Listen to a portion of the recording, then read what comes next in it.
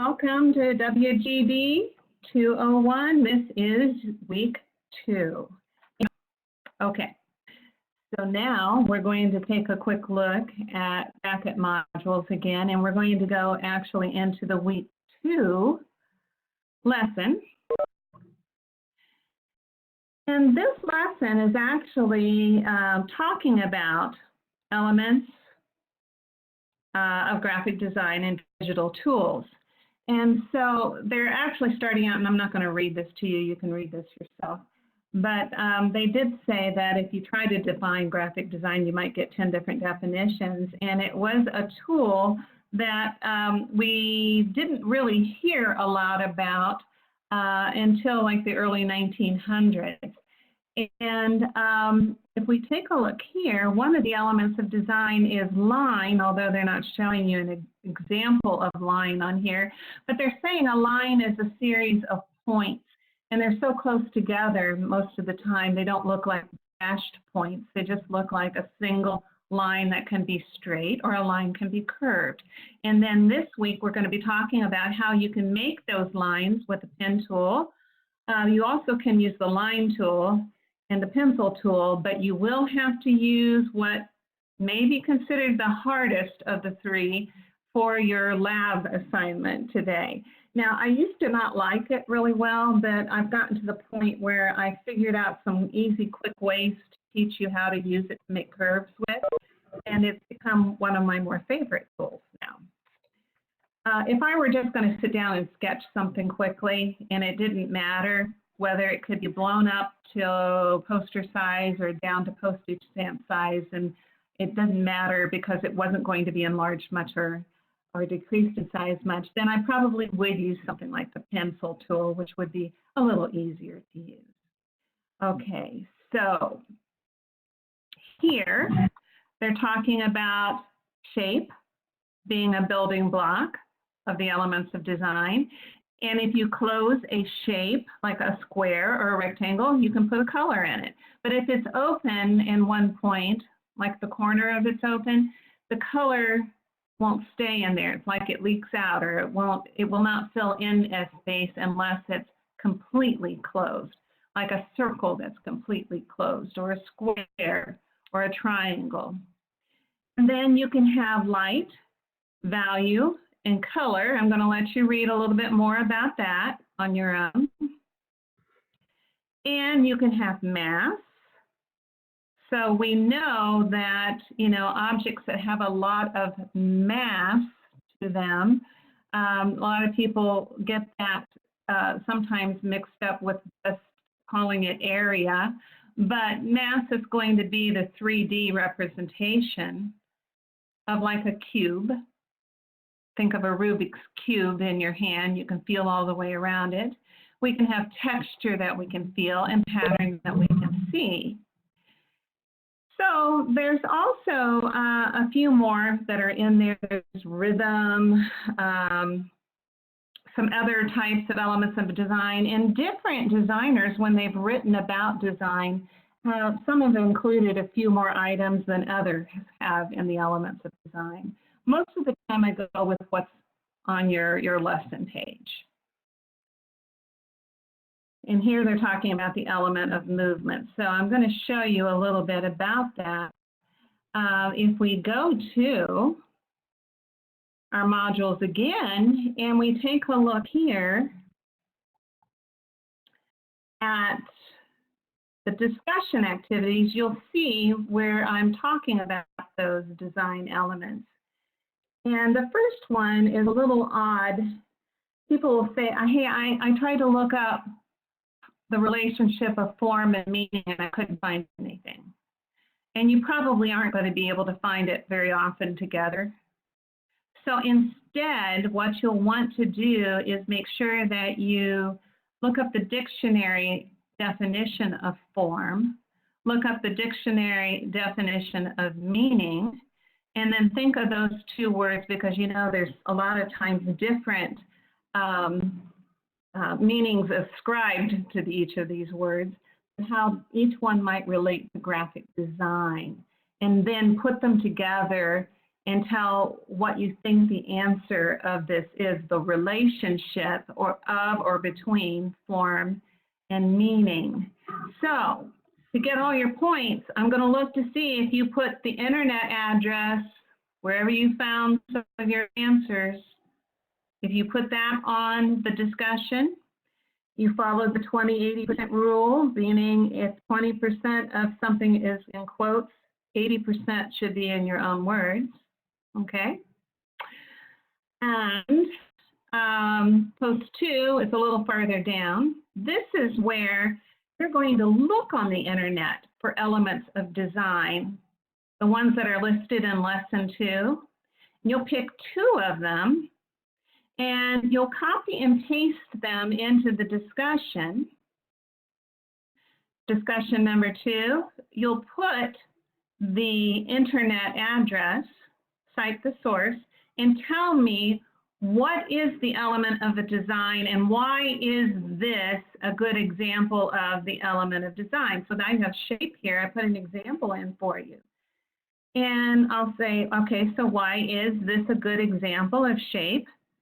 And I said the cubed shapes are in 3D representation of the square shape. And on this one, why is it a good representation of texture? It gives the real or virtual tactile feeling to an image.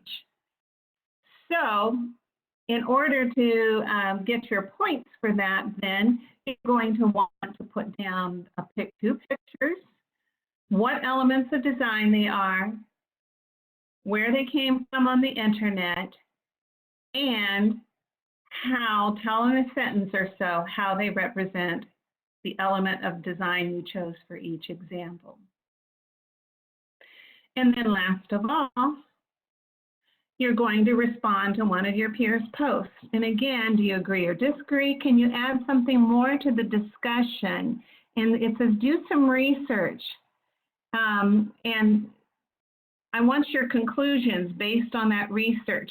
So therefore, you have to do a little additional research to get all 3 points.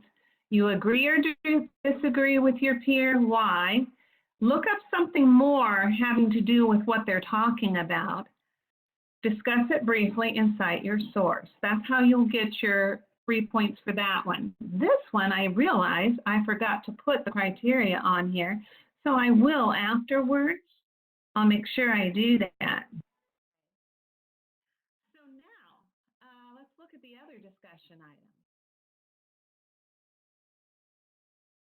I ended up changing it. A few of you that are really on the ball, which I really appreciate, took a look at it, and it had talked about doing group work.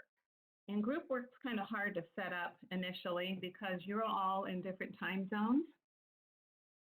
Some of you may be working regular work hours, others of you may be working during the evening. So I'm going to hold off on some of the group work for a while. I'm not sure if I'm going to do it in this course or not, but they will probably have you, do it in some of your additional courses that come along. So I changed it slightly and I said, find an experiment with the pencil and pen tool. Share your experience using both tools. And then I want to know, what did you find was easy? What did you find was difficult? Were actions such as drawing and editing curved and straight lines and adding anchor points easy or difficult? You may have to learn up how to draw curved lines in your Adobe Illustrator book. Now I'm going to show you now too, that you might forget in the meantime. So I will look to see if you tell me the difference between the two when you're working with them. What was difficult? What was easy? Okay, I want you to tell me specifically for those items. And then post 2 and 3, okay, you are going to respond to a minimum of 2 of your peers. Do you agree or disagree? Explain fully why. Don't just say I agree with her or I agree with him. Research and add something more to the discussion with your own feelings about the research and cite the sources to get all 3 points.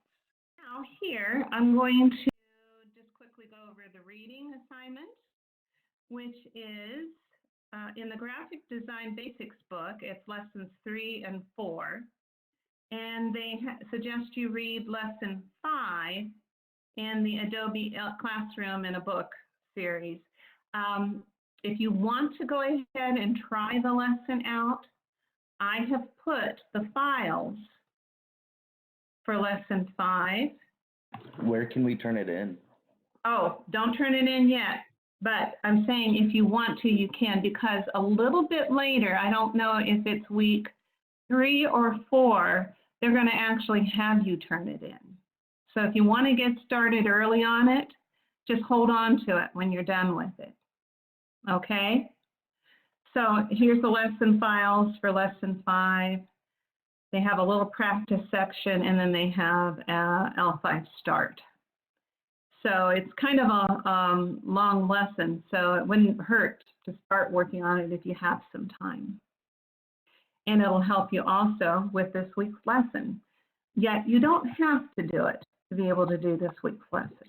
I thought it would help me with this lesson, but with the with that lesson, lesson 5, it gave you, you could pretty much trace it. It showed you how to do it verbatim, and then trying to do a new picture, it's pretty awkward. It's covering up my picture with white, and I don't know. I understand, and I'm going to show you what to do with that. You're talking about the picture, the painting that you select and you're going to be tracing?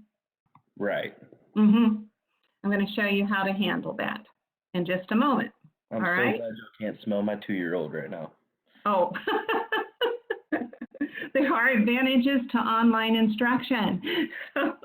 And for the rest of you too. All right. Here we go. I'm heading back to modules then. And on modules, what I'm next going to talk about is, well, before we start this lab overview, I do have a PowerPoint set up for the 2 book chapters in the Graphic Design Basics book. I can run through it very quickly with you, and then when you can more or less skim those 2 chapters. You don't have to read them word for word, but hopefully you'll recognize some things from what I'm showing you here. And if I start the slideshow here, they're saying in this chapter they're going to be talking about perception using Gestalt theory, typography and imagery, and figure-ground relationships. And we'll go into a little bit about that in a few moments.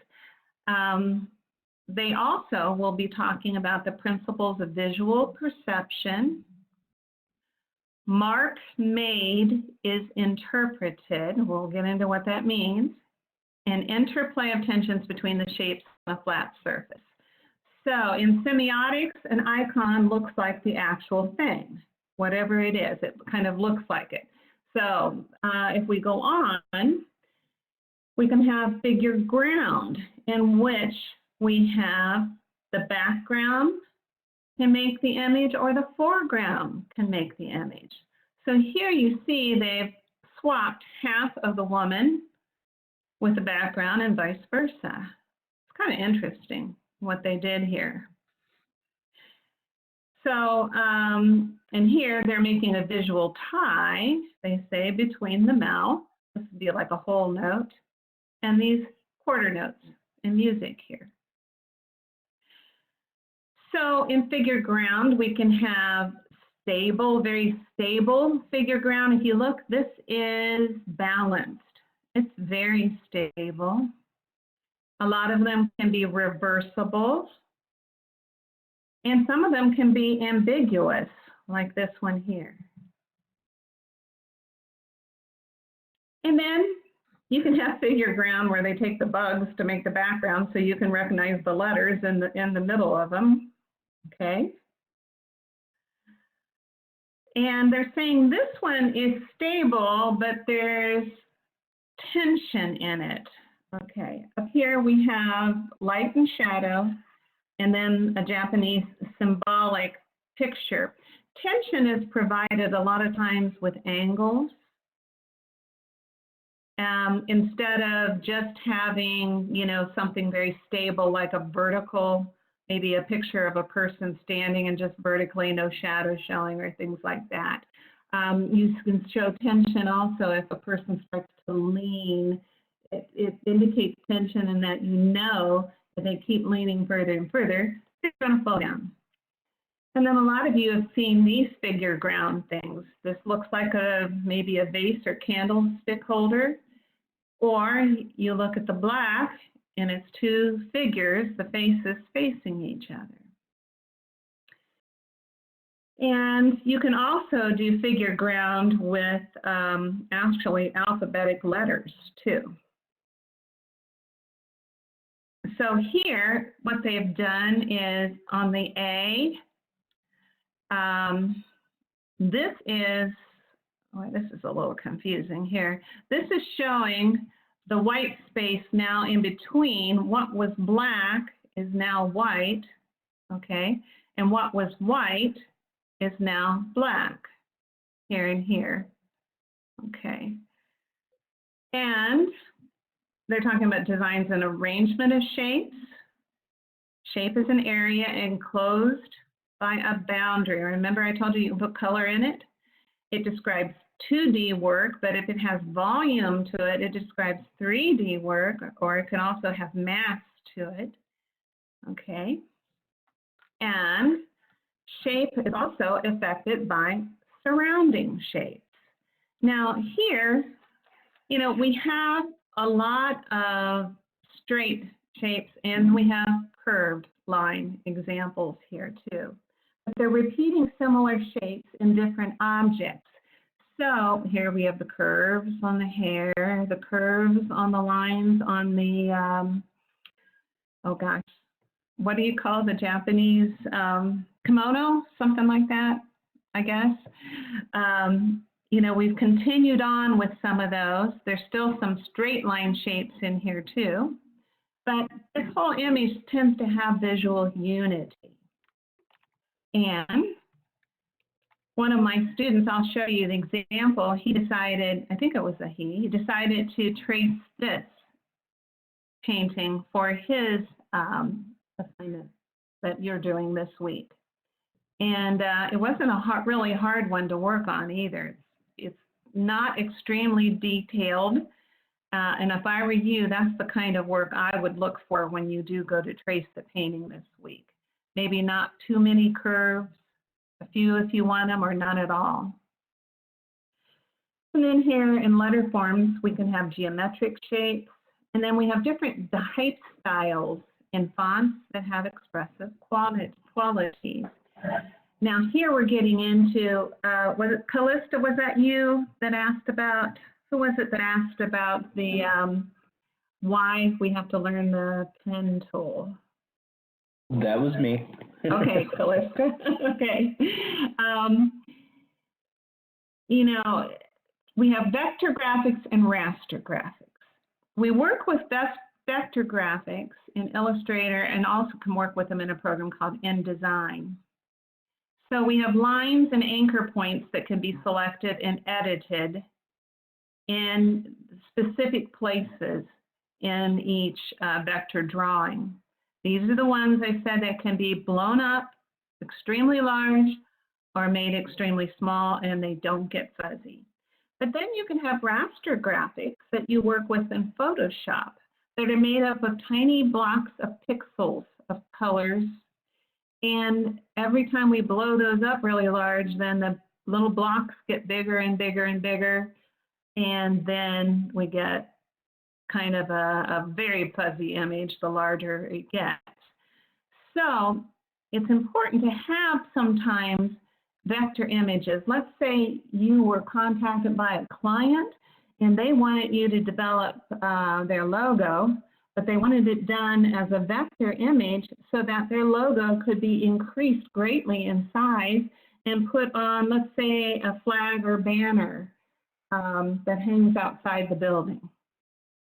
And you wouldn't want them to have that blown up to be put on the material and have it be fuzzy. So you want it done so that mathematical formulas can actually help enlarge that particular logo and make it so that it's nice and clear and crisp as the original drawing was. You wouldn't be able to do the same thing with raster images in Photoshop.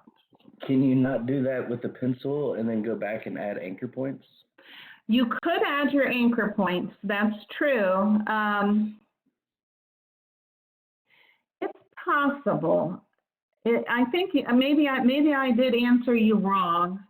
I think because it is the only reason I was possible. confused, yeah, the only reason I was confused was because the pencil is in the line tool category. Right, it is, and you are correct in that. So, you know, it is possible, but they do want you to be able to work with the pen tool for precision, for that type of thing. The pen tool, when you're working with, I mean, you can add anchor points to your pencil tool. You're correct about that. And you know what? I'm going to ask you to give me a few days, and I'm going to do a little more research on that for you.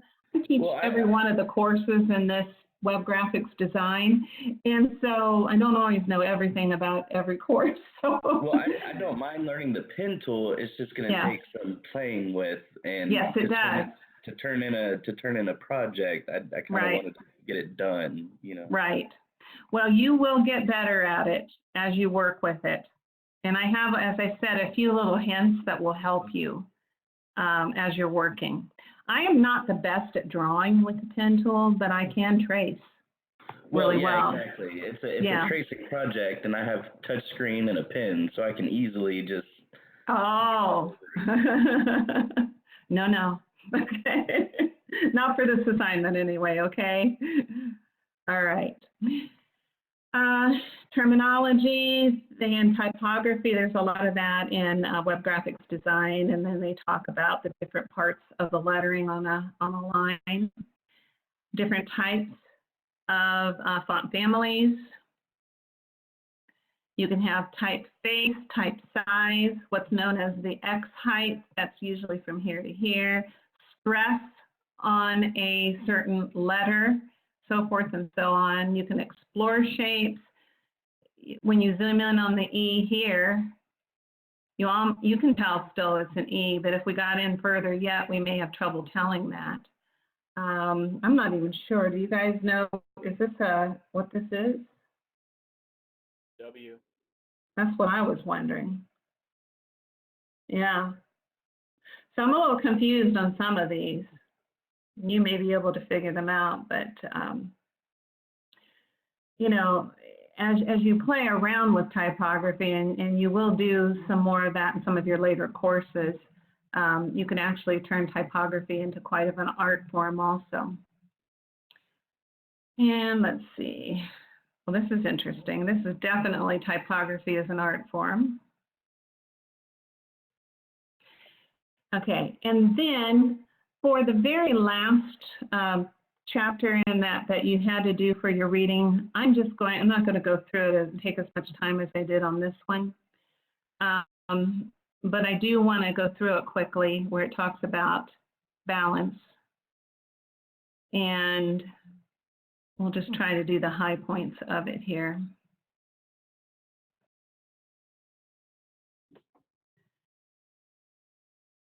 So here they're talking about type and images together. Here you can see that, photographs and illustration, and achieving visual unity. And it says there's two kinds of unified communication. I'll let you skim through that.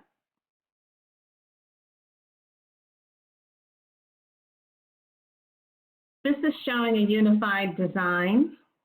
And this is kind of interesting because we've got a unified design in black and white. We are also using the, you could also say in a way that you're using the background to help define, because this is definitely at opposite ends of the color spectrum here. They're using text with it.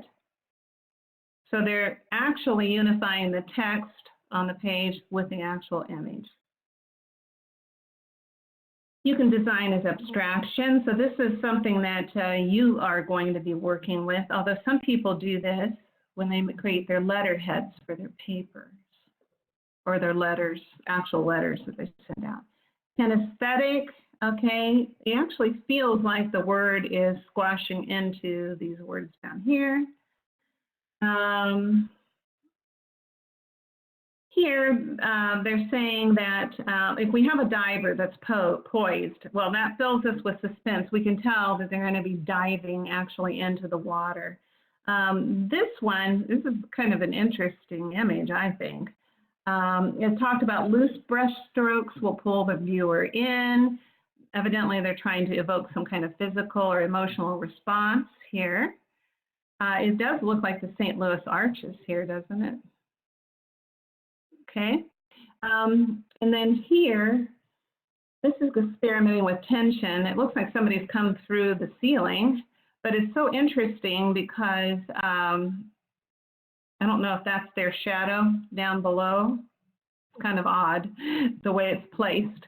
But it says type designers put more weight at the bottom of a letter form for stability. It's almost like the type is resting on a line, whereas you can actually indicate instability, in this case, with this top image. And, it looks like he's going to be falling through and on down. Okay, vertical and horizontal. This is definitely showing tension here. Here, left to right. We tend to read left to right in our English language. It takes a lot more resistance for an artist to be able to get us to look at something on the right first and then go to the left. And is there anyone who can tell me why would you tend to read or look at this image from left to right in this image?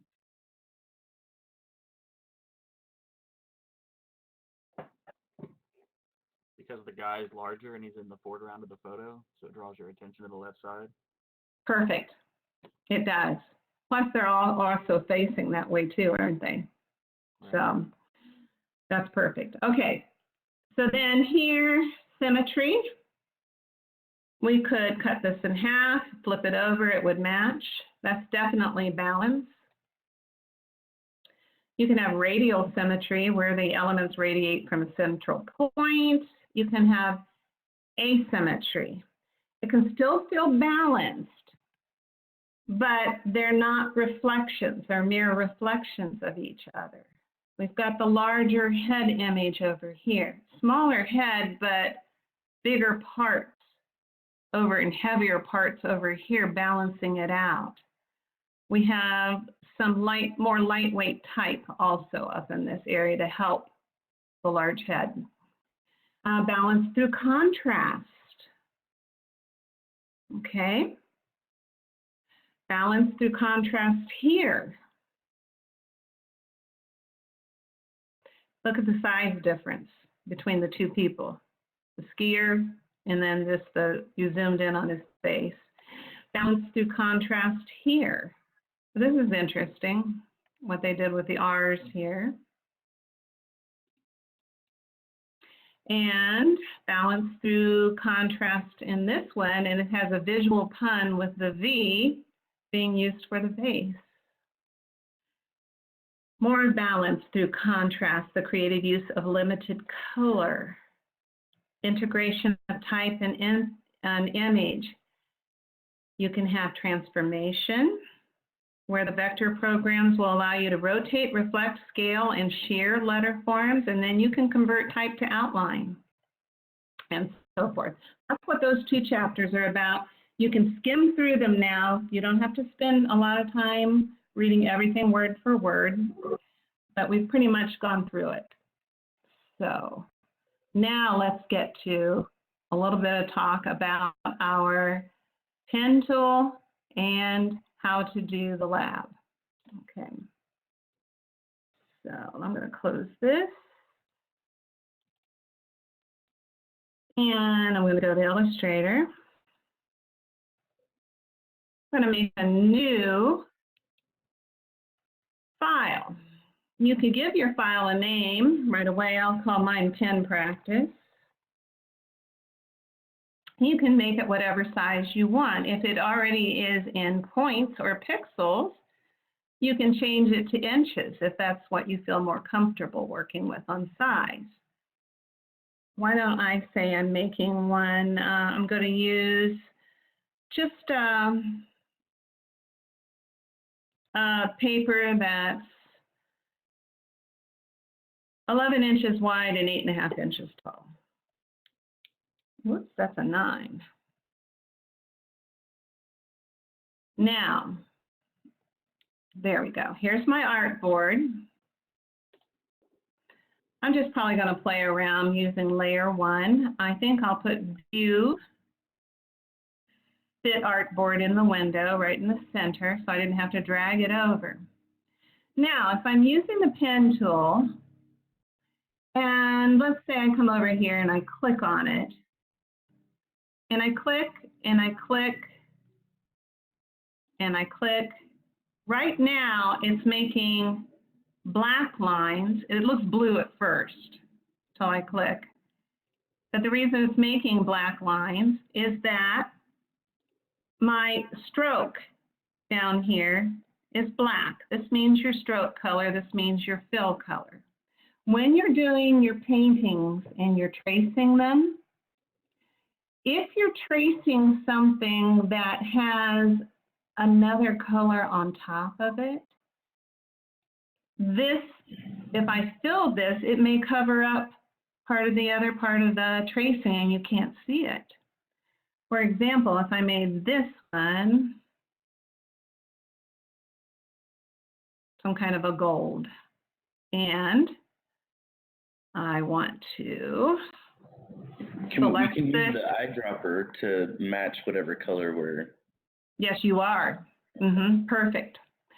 I want to select this, and again, if I wanted to do this again, what I could do is trace or actually click and make, a square if I wanted to with the pen tool and fill it this time with my gold color. So right now I'm not tracing, am I?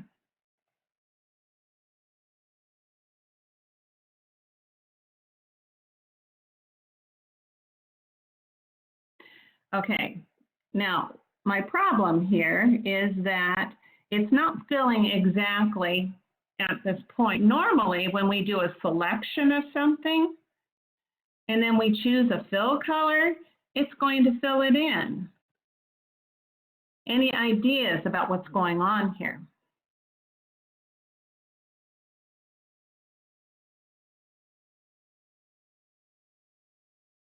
Take a look at this. This is my rectangle tool. Why isn't it filling in? It should be. Well, I can see the swatches next to the ones that you just picked the color on, and it's still black and white over there.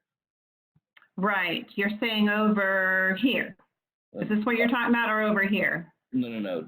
Down over where you change in the menu. Yeah. See the very left corner of those where it's still black and white? Yeah. Right. So they're not actually showing the colors that we're actually trying to get it to show, are they? Okay. So the thing that we want to keep in mind is that sometimes we have to be careful, because I'm trying to figure out too, hang on a minute, what's going on with my computer here and why it's doing this now. And I'm going to check one other thing. I'm going to check and see, let's go to edit colors. Well, we should be all right. We should be like in RGB right now. We haven't converted to CMYK.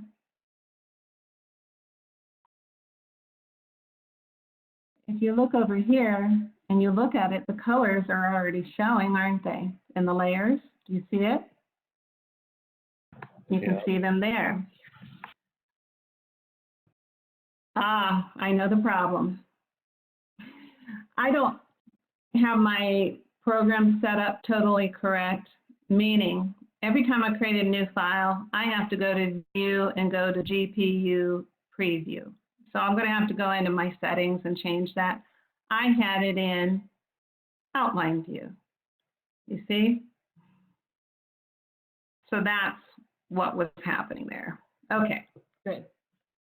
Now, so when we're working in pre-drawing or in tracing, the straight lines are easy. It's the curved lines that cause a lot of problems with the pen tool. So if I were going to draw something and I click here and drag down, it starts, and as I turn this, it changes that loop above what would normally be a line. And right now it's starting to fill, isn't it? Which I think you were running into problems with that one. Was that you, Callista, or somebody else? That was me. Okay. Corey. Yeah. And then if I want it to go on, I come over here and click. And again, if I want to continue on, I come back over and pull again. And click over here. I'm doing okay right now. It's not causing me a problem. But it can cause a problem if you're doing something like this. Click, click, click, click. Uh-oh, what's happening? Click, click. Now we're having some issues with the fill. We had this area was filled in before, and it's not right now. So sometimes it can cause a problem, and what you have to do is make sure you put, one way to do it is to make sure you put your pen tracings on different layers that you can move above and below so that the part you want to be covered or not covered is no longer covered anymore. The lower it is, it's like being on the bottom of a pile of colors.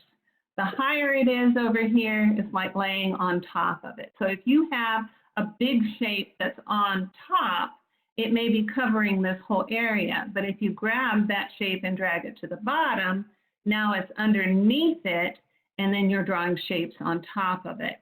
So I'm going to give you some more examples of that in just a minute. So one thing that as I said I would do if I were you, I would think in terms of trying to find more straight lined tracings for this lesson, and then we're going to be getting into more curved lines tracings in the next 2 weeks. But if we were tracing something that's curved, let me grab the, let's grab the pencil here for a minute. Whoops, I don't have the pencil. Yes, I do. And let's turn off the fill. So I'm going to actually, not this, I'm going to take and turn it off with this red bar here. There we go. And I draw this, and I want to trace it with the pen tool. I'm going to press escape a few times to end this. I grab my pen tool. I think I'm going to make the stroke heavier. I'm going to make it thicker, maybe a 5 right there.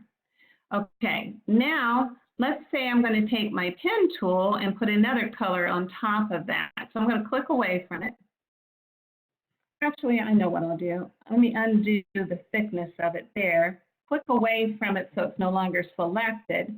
Now change my stroke to 5 and get the pen. All right, I click in the beginning. I might click here and drag down. If I drag down, the hill or the curve goes up. Now this is the little hint that I always tell everybody. Just go back to the middle point, and if you see that pen, it gets an upside down V. That's the Convert Anchor tool. You can just click on that one. Click Next, where you think you should go. Next, curve. Since I want it to curve down, I drag my pen tool up a little bit. Now I come back to that middle anchor point. I get that upside down V. Click, click. I can come over here and click and drag down to make it curve up.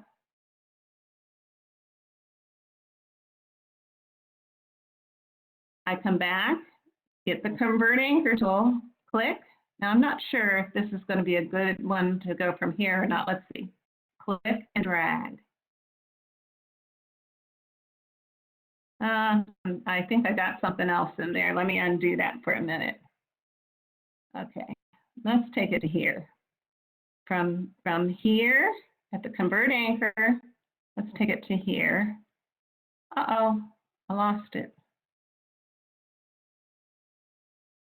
Convert anchor. All right, here we go. And then from here, come back, convert anchor, and click and drag. If you just think in terms of, I didn't finish it off very well at the very end, but if you think in terms of using that convert anchor tool or always coming back at the end of a curve, or in the middle of a curve, I should say, then you rarely have trouble using the pen tool to trace anything. So, you know, if I'm just doing something geometric with the pen tool, you know, I can click and click and click and click and click, you know, where I want it to go. All right. But if I'm doing the curves, then when I get a curve, I need to always go back to that convert anchor point, click again, and then I can move on, and I rarely ever have a trouble making a curve with the pen tool. So what I'm going to suggest you do, if you have trouble with it, try what I've tried later. I'll have this video on, this link on the announcements. And when we get to this part of the lesson, you know, take that pencil tool, draw something, whatever, okay? Click away from it, get your pen tool, and try it. Just click. I'm going to come maybe to here, and click and drag. I come back. I think I was up a little high on that. You can see I missed a little bit. Click. It's going to be a little bump there. Okay, and then continue on and continue on with it. So that's a good way to practice it on your own. Are there questions with what I was just doing? No, I'm kind of getting it. I did notice that on your files it said that we could take as long as we needed on this. When's the due date for this? Is it Sunday? Yeah, the due date is actually Sunday for the painting. Okay. Okay. So what I want to do now is just show you very quickly some of the paintings I found and a way to find them. Just go up here to Google or somewhere and type in geometric paintings. I don't care if they're famous ones, okay? I was going to say, because I'm definitely not going to trace Starry Night with the pen tool. Me neither. So I clicked on images after I typed in geometric paintings. A lot of these, I wouldn't want to do them. They're probably a little too time consuming, right? This one wouldn't be too bad here, or this one maybe. But my gosh, you know, some of these is just way too much. So I would select one that you feel you would like to work on. I'm going to show you one that I had picked from somewhere on here. Here's Illustrator. Let me close this without saving it. And you're going to see a file. I'll first show it to you in Photoshop, just only because I'll pull it up that way. So I think I have this in images for this class. So week WG201, week 2. No, images. Sorry, I said images. And I have a folder called Geometric Art. And I found these 3. I think I saw this one just now. This one's not too bad. It only has 1 circle in it. You know, and then this is one I can quickly demonstrate. So I've got this picture. I know where it is. I've got it saved. And I'm going to go into Illustrator, make a new file, and it says to make it 6 inches by 6 inches. So I'll change this to inches, 6, 6. And I could go ahead and put in McLean, that's my last name, underscore W2 for week 2 underscore, and L, I think they call this lab 1, L1. Okay. So right now it looks kind of small to work with. I might enlarge it a little bit, and I might change this to or zoom in a little bit more to it, make it bigger. There we go. And I'll do File, Place, because I want to place the image that is actually saved in my files on here, onto an Illustrator file. Now, it says, this is new, place embedded or place linked. It always has said place before. Am I missing something here, class?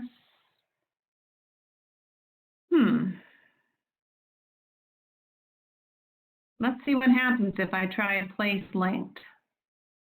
I think you're still in Photoshop. Oh, that's why. Very smart. Okay, I better do it here to new. Here we go, McLean. Week 2, thank you so much. Lab. I don't remember the controls, but I know when you start up Photoshop or Illustrator, you can hit like Shift and Control during the boot up and it'll reset all of the settings for you. Oh, good. Yeah, I'm not sure of that either. 6 and 6. And I always have to go to View and Preview. There we go. I'll put it in the center. Fit artboard in window. Okay, so now, now I see File, Place,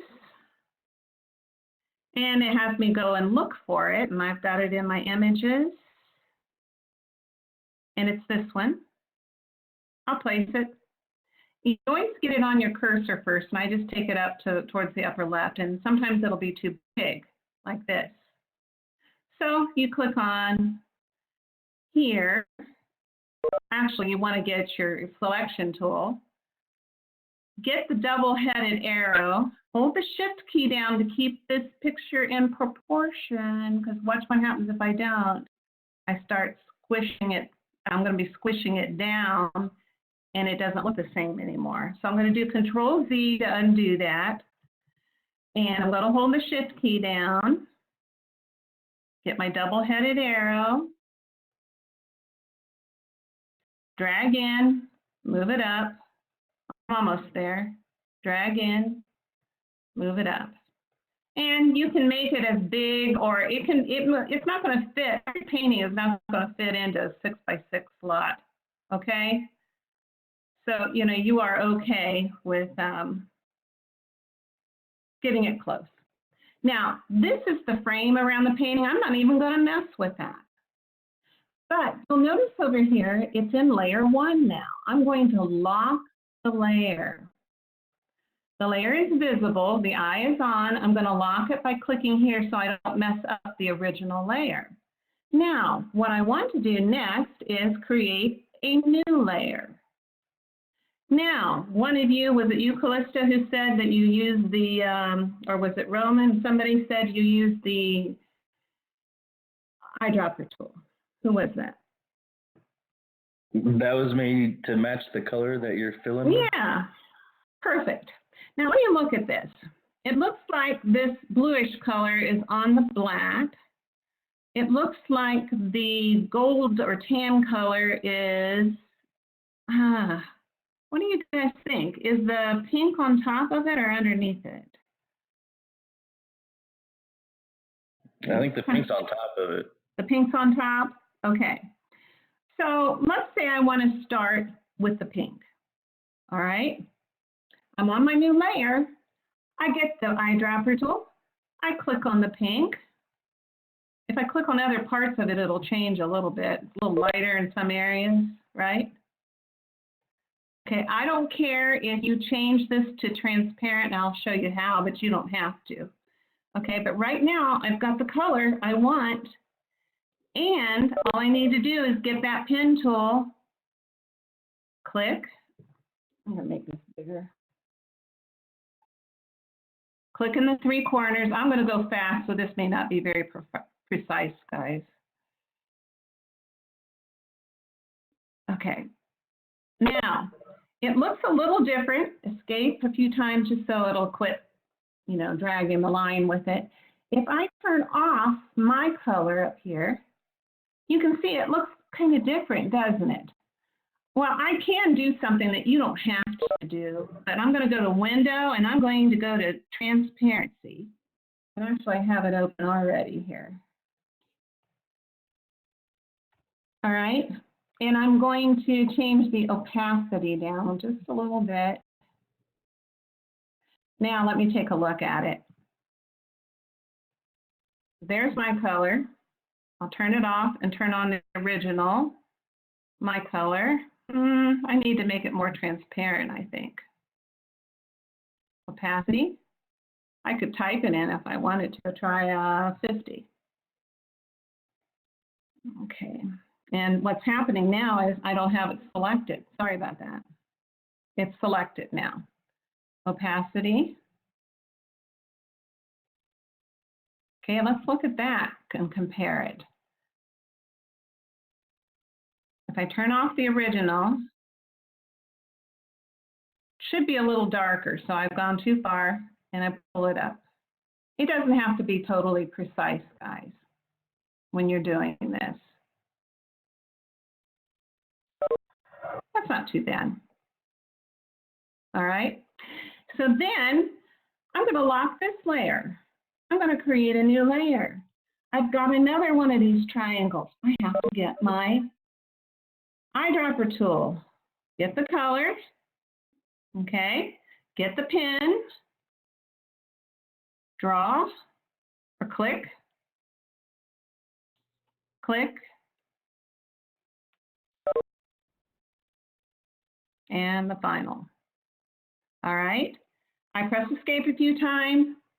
I'm going to go faster, so I'm just going to kind of guess 65 maybe. Now you can see through that now, okay? I've got the black one to do very quickly, so lock it, new layer, black eyedropper here. And they try to quickly go through this one. 1, 2, I'm a little off on that. Sorry about that, guys. There we go. I've got to use escape a few times, transparency. You won't be using probably transparency hardly at all. I'm just guessing. And the last one, lock it, new layer, eyedropper, color, and again, trace it.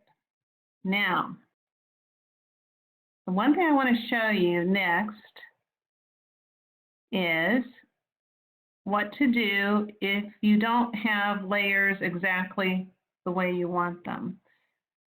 So,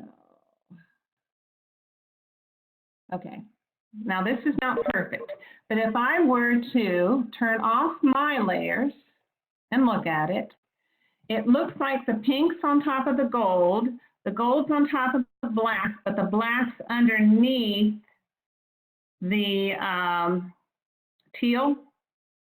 So this black layer, I'm going to drag it down underneath layer 2 to the bottom, just above my original layer that has the, now let's see. Okay, so it's got, let me lock this one too. Black, okay, let's compare. Black, let me turn off this one. Okay, I think I may have it right now. I'm not going to worry about the frame, but you'll notice I do have this layer here so that when you turn it in, I can click on it and see how it lines up first with your layers, okay? I can turn these on and off to double check them. Now, the thing that a lot of people do not remember to do, and this is so important, everybody, listen carefully right here. Whenever you place a file and you send that file to your teacher or to other people, if you don't put the original picture in the zipped folder, this comes up looking blank. And you say, no, I can see it on mine.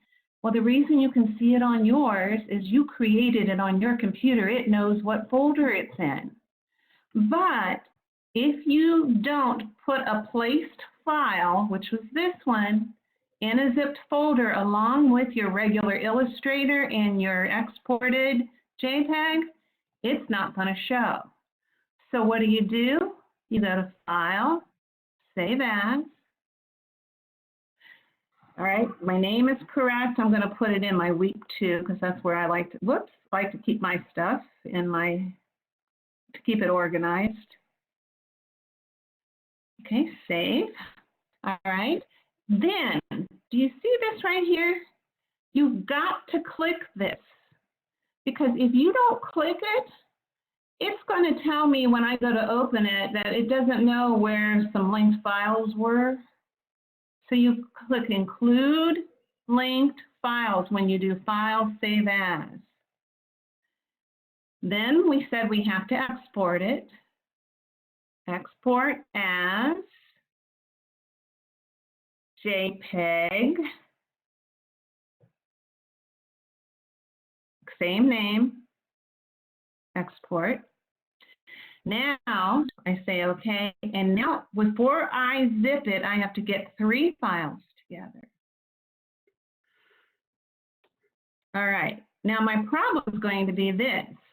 I've got one of the files in another folder. I should have put them all in the same folder. So what I'm going to do is go here, here. I said I had the one in my images folder. Here it is. I'm going to right click on it and copy it. And then I'm going to go to my week 2 where I saved my others. So I'm going to go back to 201, week 2.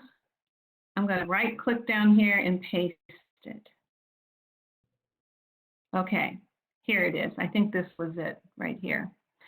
So I've clicked on it. I can control click on my Illustrator file. Here it is. And control click on my JPEG. Now I've got 3 files I'm going to zip. Right click, send to, compressed zip folder called McLean Week 2 Lab 1 zip. That's the one I'm going to put in my grade book. And what you ought to do before you stick it in there, let me go back in and pretend I'm that student again. Okay. Student. Okay, so you go to grades, you go to the assignments, and it's week 2 lab, click on it. You're going to want to take a look here.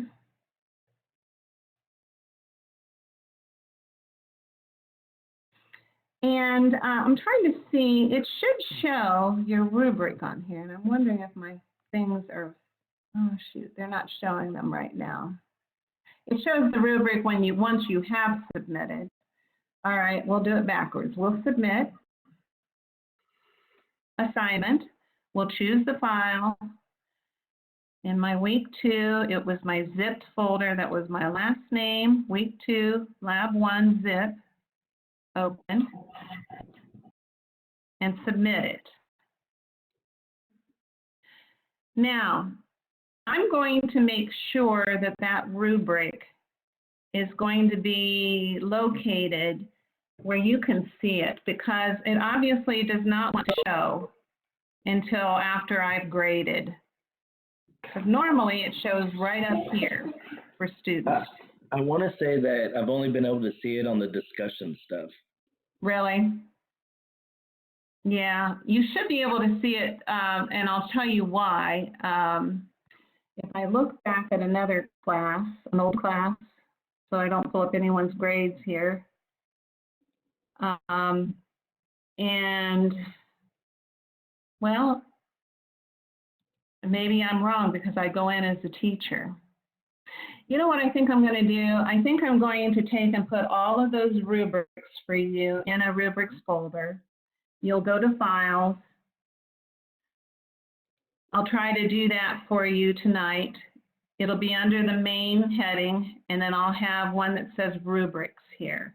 And then always take a look at the rubrics so that you will know what I'm going to be looking for before you submit. I think that would be the safest thing for you to do, because it tells you what file the file name should be, and tells every single part that I'm actually looking for. So if I were to do that, yeah, I'll make sure I do that tonight for you. The assignment itself, if you want to see it on paper or on file, it's here. It's under week 2, lab overview. And it's all of those steps. You recognize this? Remember when I set up the file? Okay. Talking about the first layer, having your picture and locking it. It's telling you what this should be saved as, all right, all the way through it. And as here it's saying, make sure you check the box, include linked files. That'll help you too. Speaking of all the discussion stuff, is it like the same every week, 3 different days? Yes. Post? Okay. That's a DeVry policy. And then we still get 85%, I guess, for attending class? Well, no, if you watch 85% or participate in 85% of the class, and I can get online and check to see who's been on, then you get credit so that you only have to do post 2 times for the first question and post 2 times for the second question. Thank you so much. And then when you do that, if you do go ahead and post a 3rd time, you know, I'm not allowed to give you more than the 15 points per questions, unfortunately. But it can take the place of a lower pointed post that you may have gotten some points off. I try to stay up till, because they released week 2 right before midnight my time. So I don't know if my post before midnight and then my post the next day after midnight counted as 2. I'm not sure. Oh, okay.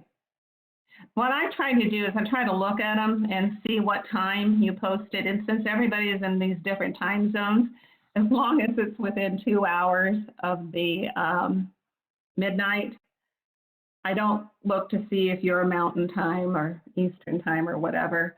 I just go ahead and give you credit for it being the day before. But I'm not sure if it'll show or not, you know.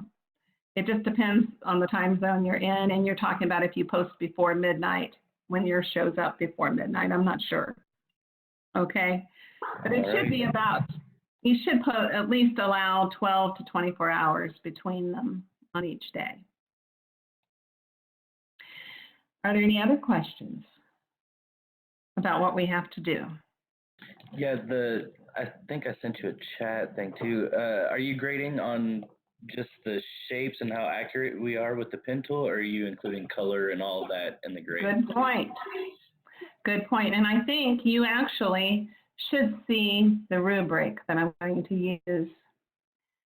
So let's see if it shows anything on here underneath. Okay, not on that. Okay, so this is the lab. Normally, oh, there's plus rubric. Okay, this is the rubric that I'm going to put in. I'm going to find the one that I made up last year, or last term, excuse me. And it should say week 2, that's the discussion there. Week 1, week 2 lab, trace the painting. So if I go to use this rubric, I'm going to look for the file setup. You'll get 10 points on this, 6 by 6. I'm going to look to see if I can see your original painting and it's locked in the first layer, 20 points on that. If you don't include linked files with a check mark and include it in your zipped folder, it probably won't show and you'll be lacking 20 points that you'll want to fix. And then the following are used accurately: the pen tools, fill and stroke colors used, and the fact that you use geometric shapes. So that's 35 of the points. And then how the file was saved. Last name, week 2, L1. For your Adobe Illustrator, same thing for your JPEG, and include your original image file in the zipped folder. So that's why it's going to be helpful for you to see these before you actually upload your assignment. And if you want to see just a couple of students who did it before in the last term and did a nice job, you can stay on for a minute and I'll show you what they are. They're actually found in files. Whoops, don't mean to be on grades. Sorry about that. Files. I put them in week 2. Well, let's see if they got put in another week. Did I put, oh, I'm on the wrong browser, excuse me. Here, let me try it again. Files, week 2. This was a student who did that one that I talked about before. If you download this and you look at it in Illustrator, download, okay, there it is. View, here it is, okay? You'll notice, look at his first locked layer. He's got the original painting there. So if I turn all of these off, you can see the original one under there. He has a few curves here, but you know, he found too, when he put these back on, he had to move some of his layers around because some things were covering things. So if I'm on, whoops, let's get off of that pen for a minute. Sorry about that, Control Z. There's my arrow. I selected this, okay? Here's this layer. And if he had had this layer above it, watch what happens. Suddenly, this line that's going underneath this block and underneath this text is above and on top of the circle. So you'll see why he sometimes had to move these layers around so the things that are on top would show. So that's important. And then the last one I want to show you here, Johnson. Takes a little while because the Illustrator files by themselves, if they're not zipped, it takes a while to open them. Okay. So here's her original right here. I'll turn that off. I mean, you almost can't tell a difference in hers. Now, when she did these lines here, she ended up, let's see, let's unlock these things.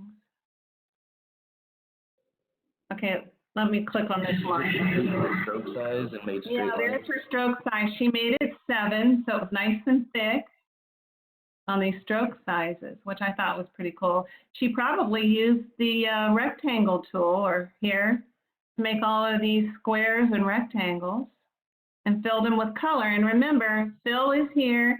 You don't even have to worry about stroke. You could turn stroke off because you've got these lines that you're putting in between. Okay. Any questions? Not for me. Okay, well, those of you who participated, I know there's just probably more of you than I can see here because I found out last week. I found you, more people were on and they were on and being recorded on WebEx so that I could find them. So I will give you all your credit within a few days of participating on the class. Be sure you let me know if you have any questions. Don't hesitate to text me during normal Eastern hours times, please. And I'll try to get back to you as soon as possible. If you email, it might be 24 hours, so texting will work a little faster. All right, you all have a wonderful week. Thank you, Professor. Thank you. You're welcome. Bye.